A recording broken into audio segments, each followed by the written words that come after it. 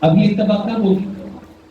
میں مثال دیتا ہوں، ایک نعرہ ہم لگاتے ہیں بڑے جوش کے ساتھ نا، غلام ہے رسول کے غلام ہے، غلامی رسول میں موت بھی قبول ہے، کہتے ہیں۔